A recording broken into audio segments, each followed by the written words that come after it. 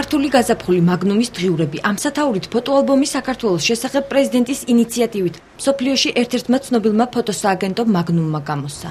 ამის შესახებ წიგნის პირველივე გვერდზე ერთ-ერთი ავტორი თომას დვორჟაკი წერს. წიგნზევეა მითითებული მისი ფასიც $40 ან €20. ალბომი ბრიტანეთში გამომცემლობა კრის ბოჩში დაიბეჭდა. წიგნი ძირითადად ფოტოებისგან შედგება. მაგნუმის ფოტოგრაფების ობიექტივში საქართველოს ღირსშესანიშნაობები, ქართული სუფრა, ქართველი ქალები და აგვისტოს ომის შემდეგ დევნილები მოხვდნენ. წიგნში ბევრი ფაქტობრივი და კორექტურასთან დაკავშირებული შეცდომაა. ამ ფოტოზე კი ფოტოგრაფის აზრით საქართველოს ყველაზე ლამაზი ქალები არიან აღბეჭდილნი.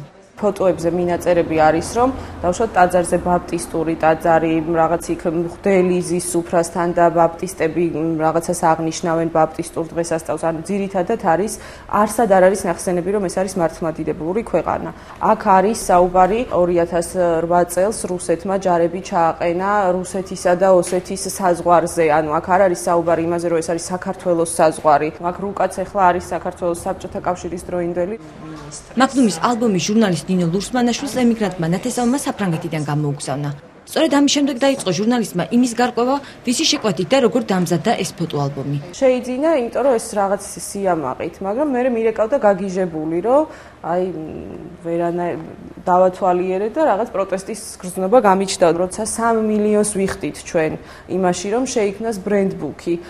კი გასაგებია, რომ ფოტორეპორტიორს ვერასოდეს ვერ მოსთხოვ იმას, რომ რაღაც ამ რაკურსით გადაიღოს და ის, მაგრამ ის მაინც ხომ უნდა უზრუნველყო, რომ აჩვენო ისეთი ადგილები, სადაც არ ყრია ნაგავი. ფოტოგრაფი იური მეჩითოვი ამბობს, რომ მაგნუმის ფოტოგრაფები ტურისტული მიზნებისთვის გაკუთვნილ ფოტოებზე არ მუშაობენ და ისე იღებენ, როგორც თვითონ ხედავენ. მეჩითოვის ინფორმაციით ფოტოალბომი $1.5 მილიონ დაჯდა და საქართველოს ხელისუფლების მოთხოვნით უკვე დაბეჭდილ ალბომში კორექტივებიც შეიტანეს. ამ წიგნით ვერ მოხდება ტურისტის მოზიდვა და ეს წიგნი არ არის ტურისტული წიგნი კიდევ ხომ. ეს წიგნი შეიძლება ვიღაცას თავიდანვე, ვიღაცის გაჩქარებულ, გახურებულ ტვინში ეგონა, რომ ეს იქნებოდა ის, რომ ტურიზმს მოიზიებზე. ეს წიგნი რო გამოვიდა, ცოტა შეწუხდნენ მე ვიცი ჩვენ ზემოთ, იმიტომ რომ ყველამ გადაიღო ის საქართველო, რომელიც დაინახა და სწორედ ამის შემდეგ დაემატა ალბომს კიდევ ერთი ნაწილი, სადაც მიხეილ სააკაშვილი და ბათუმისა და სიღნაღის ხედები მოხვდა. წიგნის ყდაზე მითითებულია, რომ მაგნუმის ფოტოგრაფები საქართველოში კულტურის მინისტრის მოწვევით ჩამოვიდნენ, თუმცა პროექტისა და მისი მიზნების შესახებ კულტურის სამინისტრო განმარტებებს არ აკეთებს. პასუხგაუცემელი რჩება კითხვები. ზუსტად რა დაუჯდა სახელმწიფოს მაგნუმის ფოტოალბომის მომზადება და გამოცემა და არის თუ არა ის საქართველოს საიმიჯო წიგნი, რომლითაც უცხოეთში ჩვენი ქვეყანა უნდა გაიცნონ.